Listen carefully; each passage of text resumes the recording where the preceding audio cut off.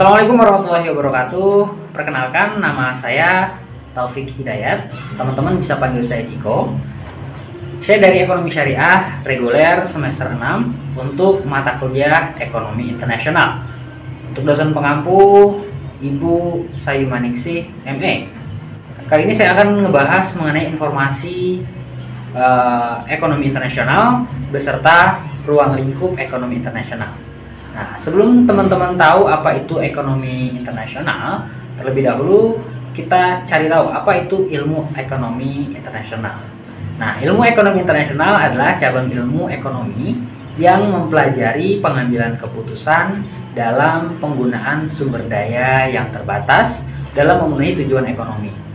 Nah, ilmu ini mempelajari bagaimana transaksi internasional mempengaruhi kesejahteraan sosial, distribusi pendapatan, kesempatan kerja, pertumbuhan ekonomi, kestabilan harga, dan pengaruh kebijakan publik terhadap outcome.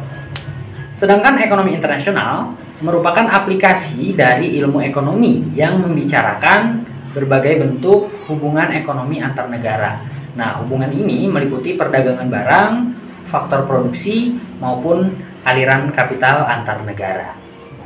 Untuk ruang lingkup ekonomi internasional, yang pertama, perdagangan internasional melalui perpindahan barang atau jasa dari suatu negara ke negara lainnya, atau transfer of goods and service.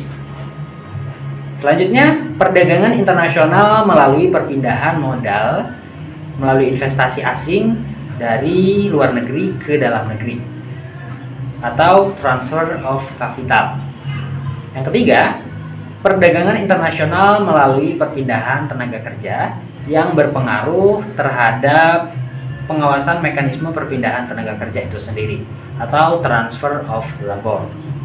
Kalau tadi ruang lingkup ekonomi internasional, kali ini aspek yang dipelajari dalam ekonomi internasional. Yang pertama, melihat pola perdagangan internasional. Jadi suatu negara itu mengekspor apa ataupun mengimpor apa. Yang kedua, mempelajari mengenai neraca pembayaran internasional. Misal posisi seimbang atau defisit atau mungkin surplus. Yang ketiga, mempelajari neraca-neraca lainnya yang lebih kecil dari NPI atau neraca perdagangan Indonesia, seperti neraca perdagangan barang, neraca jasa, neraca transfer, neraca sedang berjalan, atau neraca kapital. Keempat, mempelajari pengaruh teknologi maupun alih dari teknologi itu sendiri. Nah, itulah tadi ya penjelasan singkat mengenai ekonomi internasional beserta ruang lingkupnya.